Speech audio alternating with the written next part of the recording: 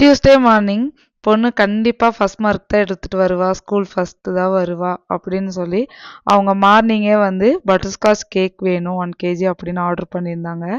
Result எல்லாம் எதுவுமே வரல. கண்டிப்பாக அவள் ஃபஸ்ட்டு மார்க் வருவா, அவளை என்கரேஜ் பண்ணணும் அப்படின்னு இந்த கேக் வந்து ஆர்டர் பண்ணியிருந்தாங்க. கேட்கும் போதே அவ்வளோ ஒரு ஹாப்பி சூப்பராக வந்து இருந்தது. ஈவினிங் நானும் கால் பண்ணி கேக் ரெடி ஆயிருச்சு அப்படின்னு வந்து சொல்லியிருந்தேன். அப்போ அவங்க நான் சொன்ன மாதிரி பொண்ணு ஸ்கூல் ஃபர்ஸ்ட் வந்துட்டா, ஸோ அவளை செலிப்ரேட் பண்ண போறோம் அப்படின்னு வந்து சொல்லியிருந்தாங்க. அது கேட்கும்போது அவ்வளோ நல்லா இருந்தது. எல்லாருமே பர்த்டே வேற ஏதாவது செலிப்ரேஷனுக்கு தான் வாங்குவாங்க. ஆனா இவங்க ரிசல்ட் வர்றதுக்கு முன்னாடி இதுதான் ரிசல்ட் அப்படின்னு சொல்லி ஆர்டர் பண்ணியிருந்தாங்க.